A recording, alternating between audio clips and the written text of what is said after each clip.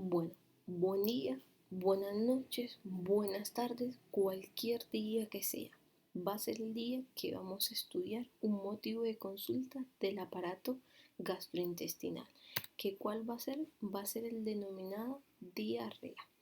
Bien, chicos, para comenzar yo siempre les digo que es importante partir sobre algo que es fundamental, que es la definición sobre un signo o síntoma. Bien, la diarrea se define como el aumento en la frecuencia evacuatoria o en el contenido líquido de las heces.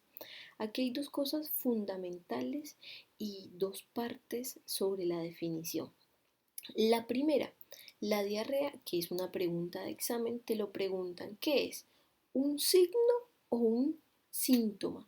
En realidad, la diarrea la tomamos como un síndrome, porque un síndrome es un conjunto de signos y síntomas. ¿Por qué? Porque el paciente cuando va a la consulta te va a referir que tiene un aumento en el número de la frecuencia evacuatoria. Estamos, pero en esa consulta de 15 minutos, de 20 minutos, puede que no vaya al baño, entonces no lo podemos constatar, pero creemos, como él te lo refiere, que ha aumentado la cantidad de veces que va al baño. O no solamente eso, capaz te diga, fue una vez al baño, pero la cantidad de contenido líquido fue muchísimo mayor, era totalmente líquido, ¿bien? Nosotros como parámetro cuantitativo vamos a tener que es cuando tenemos una concentración de líquido mayor o igual a 200 gramos en 24 horas. Bien, ya les voy a decir y les voy a explicar un poco más.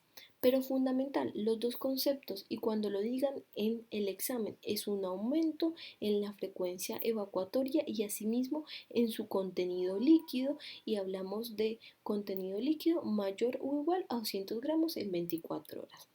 Bien, una vez que sabemos la definición, tenemos que pasar a algo fundamental, que es la fisiopatología de la diarrea. Pero para entender la fisiopatología de la diarrea, primero necesitamos saber lo normal. Dentro de lo normal vamos a tomar aquí en la mitad el tubo digestivo. El tubo digestivo lo vamos a imaginar como si fuera un compartimento. En un compartimento, ¿sí?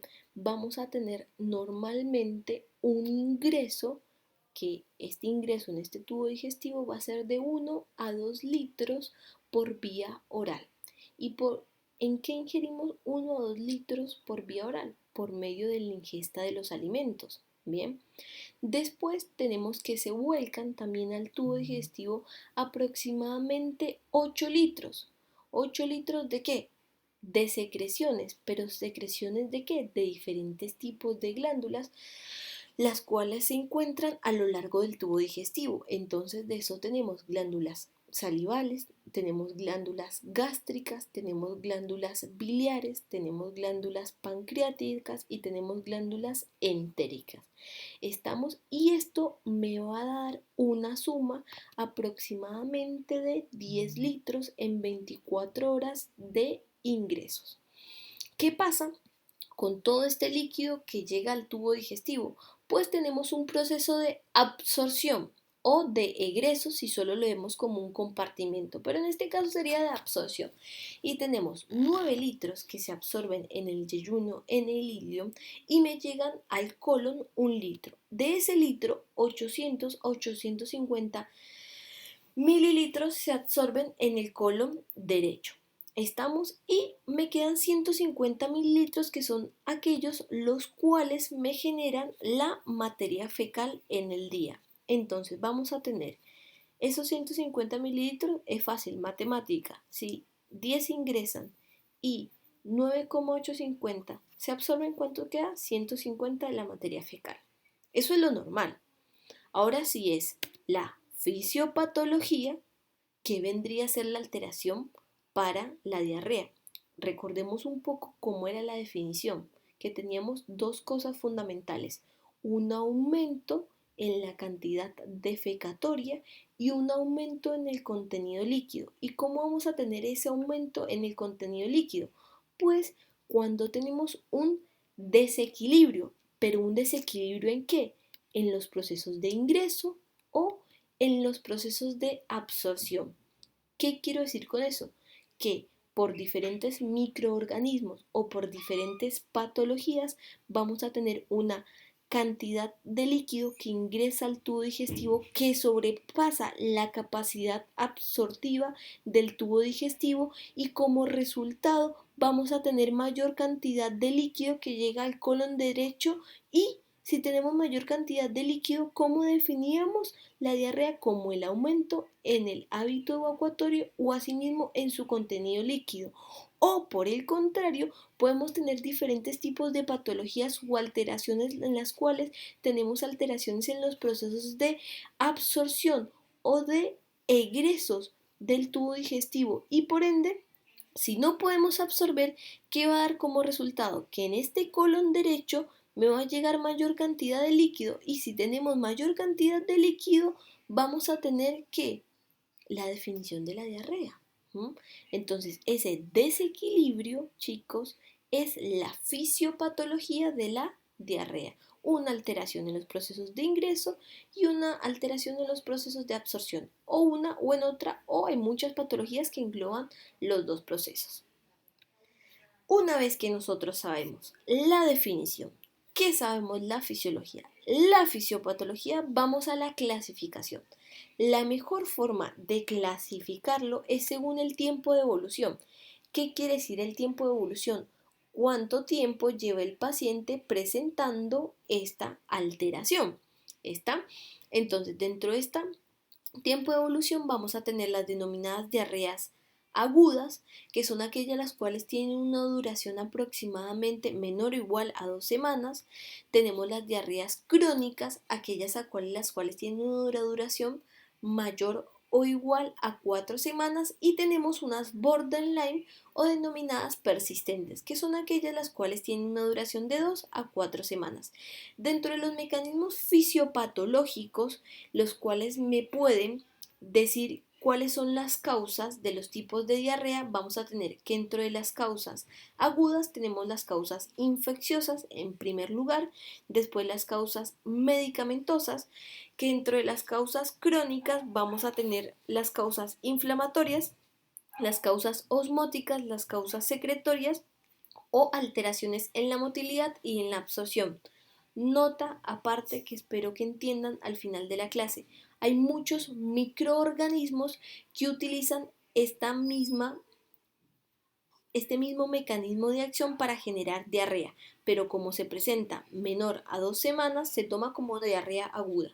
Pero esto es como una forma para explicarles los mecanismos fisiopatológicos de los cuales me generan la diarrea. ¿Estamos? Sigamos. Comencemos con la primer apartado. La diarrea aguda. Dijimos menor a 2 semanas. La primera causa infecciosa. ¿Qué me puede infectar al ser humano o al tubo digestivo? Los denominados microorganismos. Se los puse en orden de frecuencia, que eran lo más frecuente. Tenemos primero los virus, segundo las bacterias, tercero los parásitos y cuarto los hongos. En orden de frecuencia de que me generen diarrea. Estamos, estos virus tienen algo que se denominan las toxinas, que las toxinas van a ser los mecanismos por los cuales me pueden generar patología en mi tubo digestivo y dentro de estas toxinas las vamos a clasificar como las denominadas enterotoxinas, las neurotoxinas, las citotoxinas y las enteroadherentes.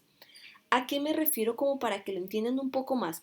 Es como si yo me fuera a la guerra y me dicen, bueno, Juan, que Juan en realidad es el virus. Virus, ¿qué tipo de arma quieres? ¿Tienes un cuchillo o tienes una escopeta o tienes una pistola? Entonces el virus dice, bueno, yo elijo la pistola. Entonces la pistola la vamos a llamar la enterotoxina. Bacteria, ¿usted qué elige? La bacteria dice, bueno, yo elijo la escopeta, entonces se va a llamar neurotoxina, como para que me entiendan, son las armas, ¿bien? Apartado, son ejemplos que me gusta dar para que puedan entender, ¿bien? Espero que les sirva, ¿no? Entonces, la enterotoxina se va a definir como aquella la cual actúa sobre el intestino delgado generando cambios en la absorción de los electrolitos y haciendo movimiento de líquido hacia la luz intestinal. La vamos a ver cuando veamos la fisiopatología de las inflamatorias, de las crónicas, de las secretorias, de las diarreas secretorias más que todo. Vamos con las neurotoxinas. Son aquellas las cuales actúan sobre el sistema nervioso autónomo produciendo un aumento del peristaltismo. ¿Qué pasa si en nuestro cuerpo tenemos un aumento del peristaltismo? ¿En dónde generamos ese desequilibrio? En el proceso de absorción de los líquidos. Entonces, si el cuerpo no tiene la capacidad de, o sea, no tiene el tiempo suficiente para absorber, me va a dar como resultado que al colon izquierdo me va a llegar mayor cantidad de líquido. Y si tenemos mayor cantidad de líquido, volvemos a la definición. Es un aumento en el hábito evacuatorio y asimismo en su contenido líquido. Bien, muchas veces también estas neurotoxinas, como me hacen una alteración del peristaltismo a nivel del sistema nervioso autónomo, van acompañadas de vómitos.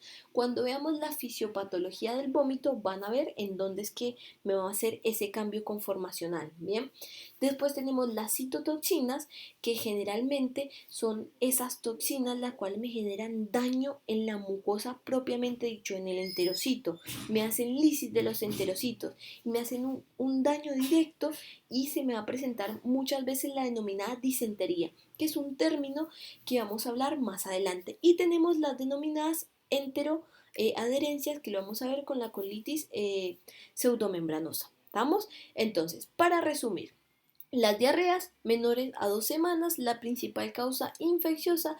Dentro de las infecciones tenemos los virus, las bacterias, los parásitos, los hongos, que tienen armas que son las toxinas, que las podemos clasificar según su fisiopatología como aquellas toxinas enterotoxinas, neurotoxinas, citotoxinas o enteroadherentes. ¿Entendido? Entendido. Vamos a pasar a la segunda causa de diarrea aguda, que es la causa medicamentosa. El mejor ejemplo para entender la causa medicamentosa es el uso de antibióticos. Lo van a ver en fármaco, lo vamos a repasar, conceptos importantes y fundamentales. Los antibióticos son sustancias químicas las cuales se generan para hacer la lisis de ¿qué? De las bacterias, solo de las bacterias, no de los virus, no de los parásitos. Para eso están los antiparasitarios o los antifúngicos. ¿Estamos? Bien.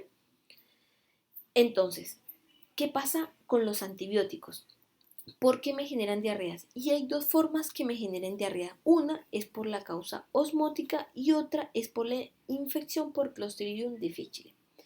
Cuando uno toma un antibiótico, el antibiótico, lo van a ver en fármaco, vamos a tener algo que es farmacocinética y farmacodinamia, ¿bien?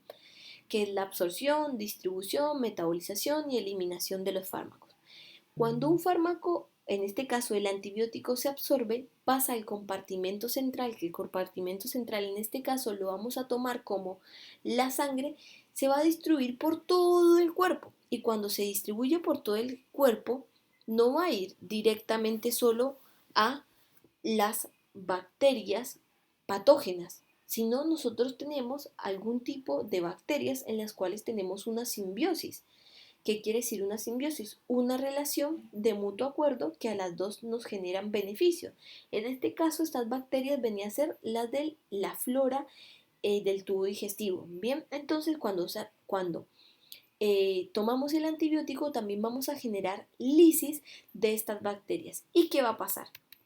En la fisiopatología osmótica, cuando tenemos alteración de la flora colónica, porque la flora colónica la mata, la flora colónica normalmente tiene una función, que cuál es la fermentación de los hidratos de carbono. Pero si esta flora colónica está muerta, no vamos a poder fermentar los hidratos de carbono. Y si no podemos fermentar los hidratos de carbono, ¿qué vamos a tener a nivel de la luz intestinal? Un aumento de la presión osmótica. Y si tenemos un aumento de la presión osmótica a nivel de la luz intestinal, el cuerpo va a buscar el equilibrio y por ende el enterocito, que me va a generar un aumento de líquido a nivel de el tubo intestinal, y como resultado que vamos a tener un aumento en el líquido en mi materia fecal y ese aumento y ese desequilibrio en los procesos de ingreso sobre los procesos de absorción del cuerpo me va a dar como resultado la diarrea. ¿Estamos?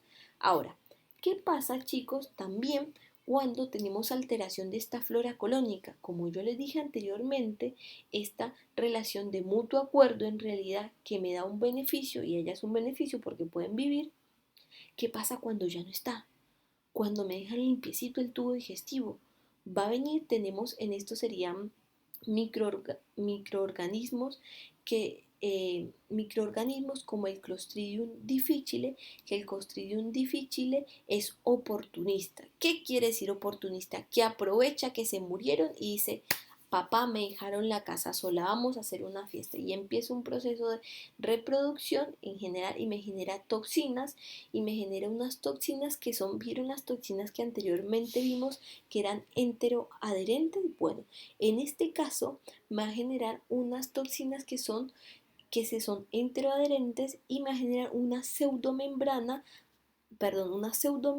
a nivel del tubo digestivo. Y vamos a ver acá, bien, acá les puse, esta es una imagen desde una camarita, ¿sí? Una colonoscopía, bien, en la cual vamos a ver una colitis por Clostridium difficile. Esto que ven acá y observan esto blanco vendría a ser la toxina enteroadherente que al ponerse a lo largo del tubo digestivo, ¿en donde me va a generar alteración, chicos? En el proceso de qué? De absorción. Entonces vamos a tener ese desequilibrio. Como resultado, ¿qué vamos a tener? Vamos a tener un aumento de qué? De líquido en la materia fecal. ¿Y qué dijimos que era el aumento de líquido en la materia fecal? La denominada diarrea. Bien. Nota aclaratoria y punto aparte.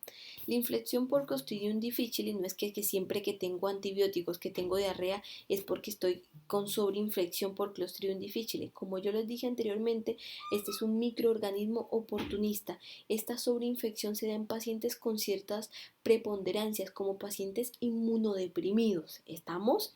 Casi siempre la diarrea por antibióticos en un primer momento se me va a dar por una causa osmótica, pero cuando es un paciente inmunodeprimido no se les olvide, o un paciente crónico con patologías de mucho tiempo internado, que también puede ser por Clostridium difficile. Cuando es por Clostridium difficile puede ser por este y por osmótica, ¿estamos?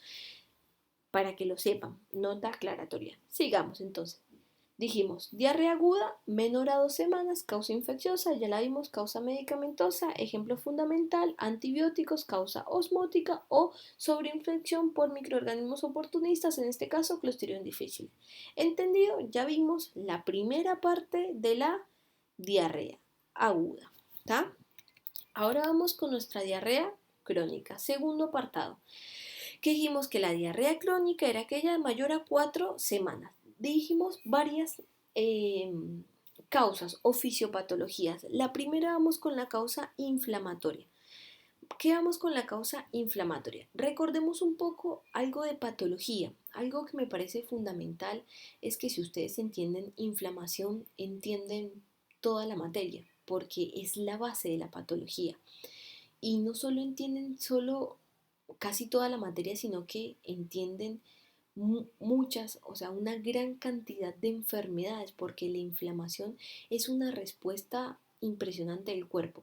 Repasemos un poquito cómo es la definición de la inflamación. La inflamación se define como la respuesta de un tejido conectivo vascularizado ante una noxa, con un fin de eliminarla, y si no puede eliminarla, la circunscribe, ¿no? Entonces, eso, un contenido aparte. Ya saben cuál es la definición. Ahora, vamos con el ejemplo fundamental. Antes del ejemplo fundamental, ustedes saben itis, que itis significa inflamación. Entonces, si yo vemos el primer ejemplo, que es la enteritis radiante, entonces, ¿qué sería? Inflamación ¿de qué? De los enterocitos. ¿Y por qué? ¿Por qué tenemos inflamación de los enterocitos? En este caso, por una cuestión, por una radiación. ¿Y cómo carajos yo voy a tener una radiación en el enterocito? Supongamos que es un paciente oncológico que recibe radiación, radioterapia, porque es un tratamiento. ¿Qué va a pasar? Volvamos un paso aparte con la definición de inflamación, que era la respuesta de un tejido conectivo vascularizado. ¿Cuál es mi tejido conectivo vascularizado en este caso? El tubo digestivo. Les dije anteriormente, ante una noxa. ¿Cuál es esta noxa? La radiación. ¿Con el fin de qué? De eliminarla. Bien, o si no, la circunscribe. Entonces, el mismo cuerpo genera una inflamación en el tubo digestivo. ¿Ustedes recuerdan el primer proceso de la inflamación del tubo digestivo que teníamos un aumento de la permeabilidad? A nivel de las células y unas diferencias de presiones y me generaban algo que era en un primer momento un transudado por una diferencia de presiones. Entonces, este transudado, si lo traspasamos al tubo digestivo, ¿qué tendríamos? Un aumento en la cantidad de ¿qué? De líquido o de que se vuelca al tubo digestivo, que me pasa la capacidad de que de absorción del tubo digestivo sobreagregado, chicos, que en este caso también tenemos daño de que de los enterocitos y de la capacidad de absorción. Entonces tenemos un desequilibrio en los dos procesos, tanto en los de ingreso como en los procesos de absorción. Y por ende vamos a tener la diarrea, un aumento en el hábito evacuatorio y asimismo en su contenido líquido. ¿Estamos? Esa es la causa de una enteritis radiante. Ahora, la enfermedad de Crohn, que es una enfermedad autoinmunitaria, que quiere decir que tu mismo cuerpo te ataca, ¿a qué ataca? Al tubo digestivo, igual que la colitis ulcerosa. Ya lo van a ver más adelante en clínica, pero es fundamentalmente eso, ¿bien? Después vamos ahora, dentro de la fisiopatología de las diarreas, vamos a ver la causa osmótica. Dentro de la causa osmótica, que ya se las explico un poquito, pero acá les hice un cuadro, que es lo que les haría en el tablero, si lo tendríamos, vamos a tener mucha imaginación. Acá tenemos el enterocito, acá tenemos la luz intestinal y vamos a tomar como soluto el manitol. El manitol, chicos, es una sustancia química la cual muchas veces se utiliza para pacientes que necesitamos que eliminen cierto tipo de líquido o que me aumenten la presión intraluminal a nivel del tubo digestivo o hacen lo mismo que el laxante.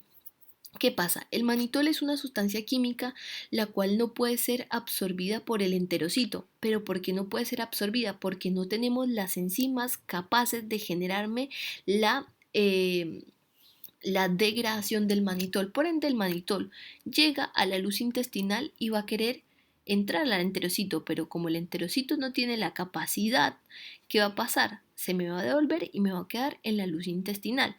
Pero ¿qué pasa cuando tenemos el manitol en la luz intestinal? ¿Qué me genera? Al ser una molécula osmóticamente activa, ¿qué me va a generar? Un aumento de la presión osmótica a nivel de la luz intestinal. Si me genera un aumento en la presión osmótica a nivel de la luz intestinal, vamos a tener un desequilibrio. Entonces, ese desequilibrio va a hacer que el cuerpo quiera buscar el equilibrio. ¿Y cómo hago para disminuir la presión osmótica a nivel de la luz intestinal? Pues muy fácil, libero agua. ¿Y cómo libero agua a la luz intestinal?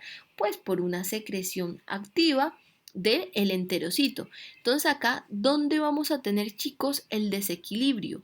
En que vamos a tener una mayor entrada de agua a nuestro compartimento central, que en este caso es el tubo digestivo, que me va a sobrepasar la capacidad de absorción de ¿quién?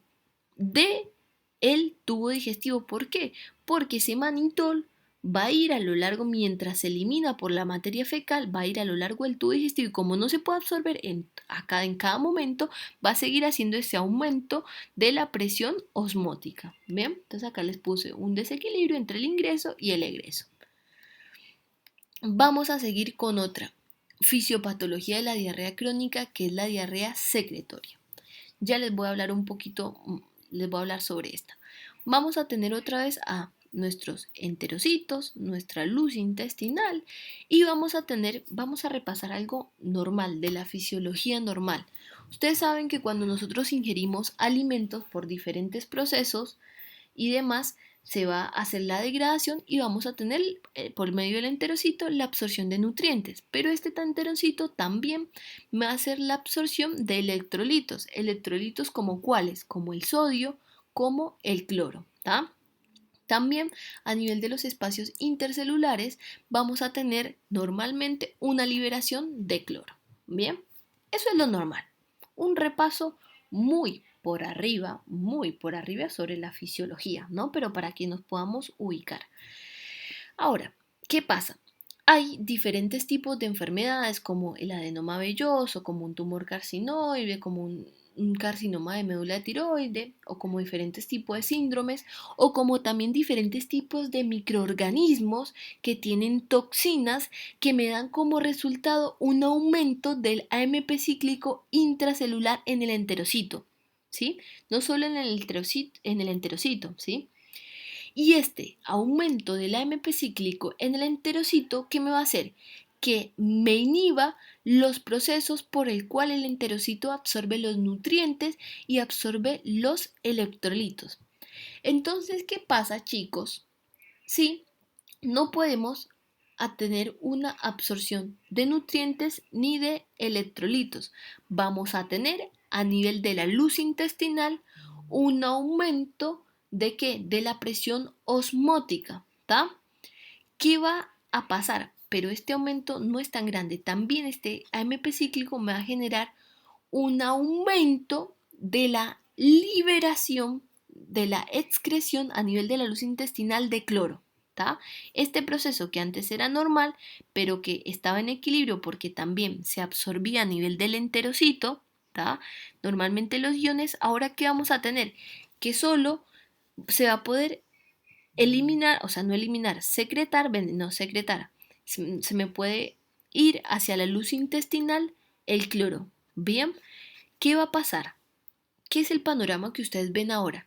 Que vamos a tener que los nutrientes no se pueden absorber, que los electrolitos, el sodio y el cloro no se pueden absorber y que sobre agregado tenemos una estimulación constante para la liberación de cloro a nivel de la luz intestinal.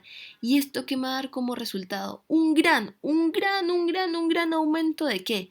De la presión osmótica. ¿Y qué va a hacer el cuerpo? ¿Qué va a hacer? Para aumentar y para disminuir en realidad, no para aumentar, para disminuir la presión osmótica a nivel de la luz intestinal, me va a segregar agua y vamos a tener ese denominado desequilibrio. Entonces ustedes ahora me van a preguntar, bueno, ¿y cuál es la diferencia con la diarrea osmótica? ¿Tá? Porque en la diarrea osmótica solo teníamos un aumento de la presión intracelular, pero no teníamos alteraciones, ¿sí? En el ingreso de electrolitos. En este caso, la secretoria, lo que pasa es que va a estar inhibido los mecanismos en los cuales ingresa sodio y cloro y vamos a tener una liberación constante de cloro a la luz intestinal. ¿Estamos? Y vamos a tener que el denominado desequilibrio, que ya lo dije, entre los ingresos y los egresos. Bien, vamos con la diarrea crónica, el último mecanismo fisiopatológico que es alteraciones en la motilidad y en la malabsorción. Vamos con el principal caso, o sea, una enfermedad que es el hipertiroidismo. En el hipertiroidismo tenemos una alteración en nuestra tiroides y tenemos una mayor secreción de T4. La T4 me aumenta mucho el peritaltismo, entonces, ¿qué me hace en este caso? Que el paciente, si aumenta el peritaltismo, ya lo dijimos anteriormente, no va a permitir que el tubo digestivo cumpla con la función normal de absorción de los nutrientes y también de líquido, y esto me va a dar como resultado que un aumento en el líquido, en la materia fecal y por ende el desequilibrio y por ende vamos a tener la diarrea. Bien chicos, entonces hasta el momento, ubiquémonos en tiempo y espacio. Ya vimos la definición, vimos el mecanismo fisiopatológico, que es el desequilibrio, vimos cómo era la forma de abordar este síndrome que es por medio de la clasificación aguda y crónica. Vimos la fisiopatología de la infecciosa, vimos la fisiopatología medicamentosa, vimos la crónica, todas las fisiopatologías. Ahora, ¿qué pasa? Ahora, ¿qué seguiría? Tenemos que saber cuando te llega la consulta cuáles son los denominados criterios de gravedad. ¿Qué significa? Aquellas ítems o situaciones en las cuales yo a este paciente lo tengo que dejar internado. ¿Estamos? Dentro de estos criterios de gravedad vamos a tener personas que tengan una edad mayor o igual a 70 años, personas aquellas las cuales se encuentran deshidratadas, vamos a tener una clase de deshidratación, personas, y se las voy a clasificar al grado 1, leve, moderada, bueno, en fin, personas las cuales tienen fiebre elevada con escalofríos porque me hace pensar más que todo en una disentería, personas con un dolor abdominal grave pero en mayores de 50 años porque puede ser otro tipo de enfermedades como una descompensación de una diabetes, lo vamos a ver cuando veamos diabetes en defensa, vamos a llegar allá, seamos positivos, puede ser una disentería grave. O personas inmunocomprometidas. Esos son como criterios clínicos en los cuales este paciente no lo voy a dejar y no lo va a mandar solo con vía tratamiento vía oral y tratamiento en su casa con dieta. ¿Estamos? Bien, hay un tema que se los van a preguntar y que cuando están en diarrea lo tienen que saber, que es el síndrome disentérico. ¿Qué es disentería? La disentería es un trastorno inflamatorio del intestino, en este caso la gastroenteritis, especialmente en el colon, que produce una diarrea grave, obviamente porque lo dijimos gastroenteritis, que contiene moco y sangre en las heces. Entonces, para que no se les olvide qué es disentería, diarrea, moco y sangre. Acá les puse la diarrea. Estas son imágenes las que les pueden dar susceptibilidad a algunos estudiantes. Una no es personal y la otra, justo ayer estaba de guardia y me acordé que tenía que hacer el power y dije voy a tomar la foto. Obviamente el paciente sabe. Bien, esta, lo que ven acá es una foto, esta es de internet, que una diarrea en la cual tiene mucha concentración de moco. ¿Vamos? Y esta, que es a título personal, es una diarrea en la cual vamos a ver la presencia de sangre. ¿Estamos? Dense cuenta que en esta materia fecal tenemos un aumento en el contenido líquido. Tenemos moco, esto blanquito que se ve acá, bien, pero también tenemos la sangre. Bueno, chicos, antes, antes que nada, que me hace falta decirles sobre la diarrea un resumen para terminar, ¿tá? Ya saben, la definición, cómo se clasifica, aguda, crónica, cuáles son los mecanismos fisiopatológicos, estamos, qué tendría, cuáles son los criterios graves y nada más. Y por último, muchas gracias por su atención. Si salen de la casa, hay tabla, porque esto es una cuestión social y entre todos.